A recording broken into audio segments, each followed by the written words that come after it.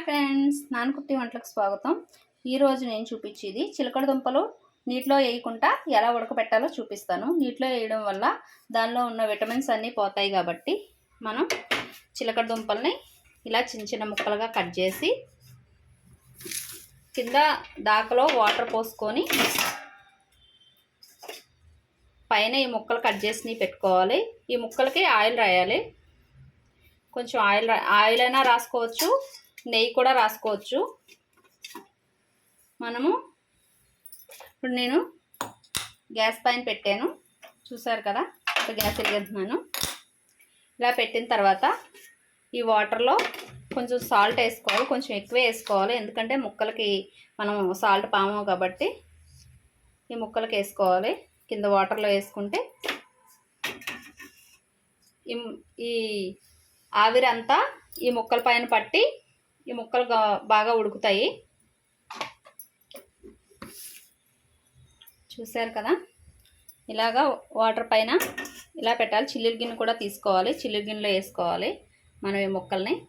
ఇవి నీట్గా కడిగేసి పెట్టుకొని ఆయిల్ రాసుకొని దీనిపైన పెట్టండి. దీని సరిపడా మూత కూడా పెట్టుకోండి. ఎలాంటిదైనా పర్లేదు. ఫస్ట్ చట్నీ గిన్నెకి హోల్స్ ఉన్నాయి కాబట్టి ఇంకా గాలిపోతుంది కాబట్టి అది తీసేసాను. ఇప్పుడు చూసారు కదా, ఇది కరెక్ట్గా సరిపోయింది. పైనుంచి అన్నది గాలిపోదు, కింద నుంచి అన్నది వస్తుంది, కానీ అవి ఉడుకుతాయి బాగా. అందుకే పైన ఆ ముక్కలన్నీ పైకి కనిపించకుండా పెట్టండి. చూసారు కదా, ఇలా పెట్టుకోవాలి. మళ్ళీ మీకు ఉడికిన తర్వాత ఎలా ఉడికినాయి అనేది చూపిస్తాను. కొంచెం తక్కువే చేసుకోండి మంట. ఈ వాటర్ ఆవిరి వల్ల ఈ చిలకడ దుంపలు ఉడుకుతాయి. దీనివల్ల ఇందులో ఉన్న చిలకడ దుంపలో ఉన్న విటమిన్స్ కూడా పోవు. ఇది టేస్ట్ కూడా ఎక్కువగా ఉంటుంది. నీటిలో ఉడకబెట్టింది చప్పగా ఉంటుంది, ఇది తీయగా ఉంటుంది. ఒకసారి మీరు కూడా ట్రై చేసి చూడండి.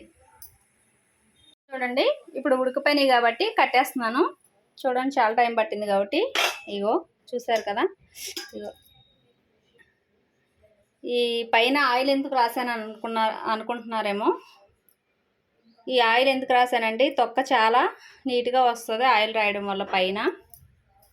చూసారు కదా, ఉడికిపోయినాయి మెత్తగా. ఇదిగోండి వాటర్, మనం ముక్కల కింద వేసిన వాటర్ ఇది. ఇప్పుడు మనము తీసుకొని ఎలా ఉందో టేస్ట్ చూద్దాం.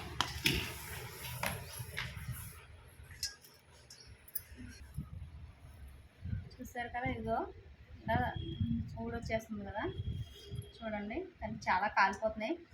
కొద్దిగా మీకు చూపించాలన్నా దాంట్లో మీకు ఇప్పుడు తీసేసి ఎలా ఉందని టేస్ట్ చూస్తున్నాను నేను. లేదంటే కొద్దిగా చల్లారాక తింటే బాగుంటుంది, లేదంటే నోరు కాలిపోద్ది. చూసారు కదా, చల్లారితే ఇంకా బాగా వస్తుంది ఇది తొక్క. చూడండి, చాలా తీగ ఉన్నాయి. మీరు ఇలా ట్రై చేసి చూడండి ఒకసారి.